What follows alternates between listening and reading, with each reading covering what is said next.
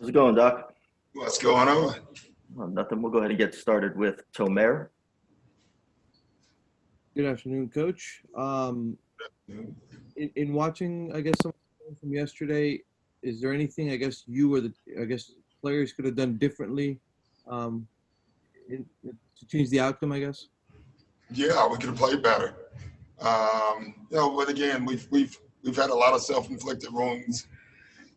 That sounds like a broken record, but there's obviously things we need to do as a staff as well. But we absolutely just need to execute better on both ends.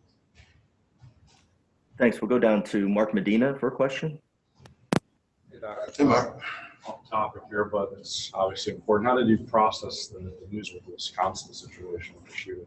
Yeah, it's just, we've been processing the Wisconsin situation now for 58 years. That's how old I am, and it just keeps happening over and over again. And it's just sad.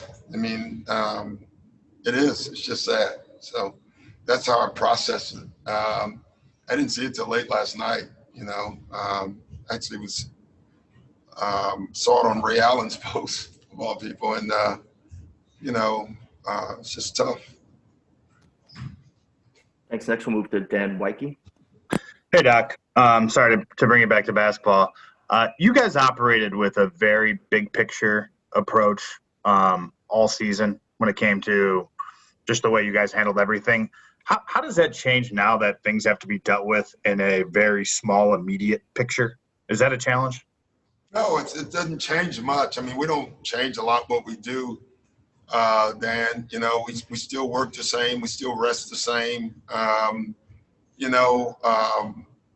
think we were given the proper amount of off time, during the season. I thought we were trending in a great direction, obviously. What happened since we've been in the bubble as far as, guys missing and that being there, I don't know what you can do about that. It just happened. But you got to deal with every team's going through something, the way I look at it like that. And,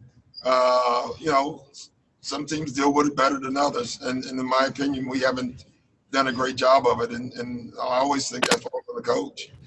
Have you felt the necessary sense of urgency out of your team? I know obviously you surge ahead big yesterday, but then, the foot comes off the gas a little bit. Is that the type of playoff attitude that you want out of one of your teams? No, clearly not. And we have exhibited that. And I would say that part would be disappointing. Great. Next, we'll go down to Cassidy in Orlando. Obviously basketball is basketball, but yesterday you were stressing the mental strength of this team. So going into today, how do you get that across to your guys? They know it. There's no secrets. We just got to, number one, the one thing that's good, this team is close. They stick together. But we can't get emotionally unattached in a game, and it does happen. It happens to everyone, but we're up and 21, and it was happening at that point, as far as I can see, and I didn't like it. Holm, you can go ahead. Hey, Doc. When you watch the film with PG, is there anything you're seeing outside of maybe is he just lacking confidence, or is anything schematically you can do to kind of get him going? And what's your history when you have a shooter who's struggling? How do you usually approach it? I just let him keep shooting. Listen, we got to get him more shots, and that's on us, and that's on all of us. But I just want him, he got great looks last night, and I just want him to get more of those and take more of those, he needs to shoot 20 plus times. He needs to get the ball up in the air. And he will. I feel very confident about PG because I always have. Move over to Andrew Greif. Hey, Doc, when you mentioned those self-inflicted wounds, every team at this point will make mistakes, obviously, but the things you saw yesterday, were there some mistakes you felt like were just inexcusable for kind of this point in the season? I honestly think game plan mistakes in the playoffs are just inexcusable, period. And, you're going to make human mistakes as far as the way you play. You're going to miss layups. You're going to miss jump shots. You're going to fall down. You're going to accidentally foul, because I don't think anyone intentionally fouls for the most part. But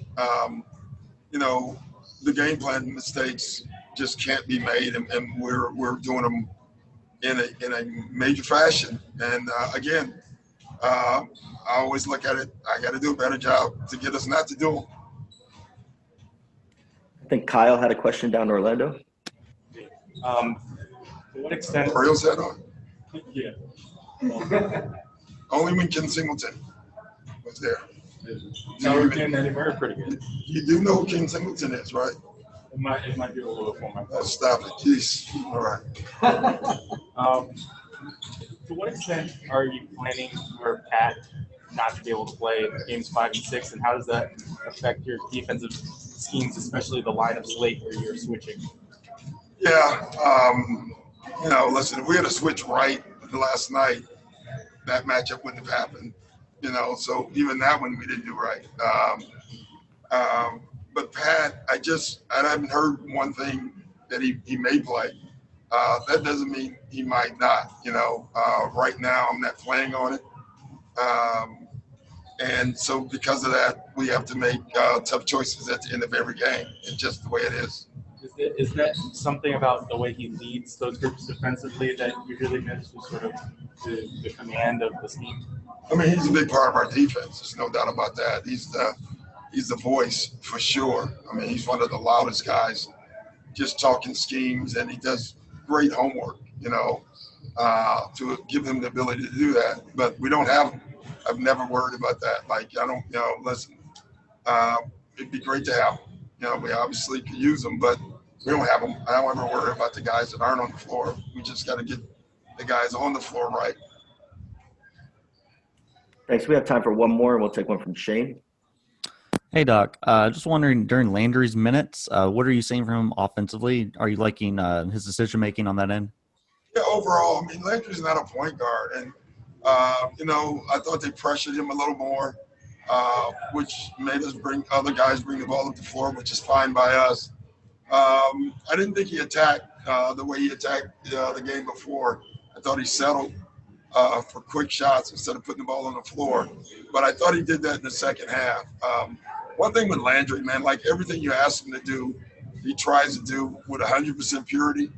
And it's rare that I fought anything he does.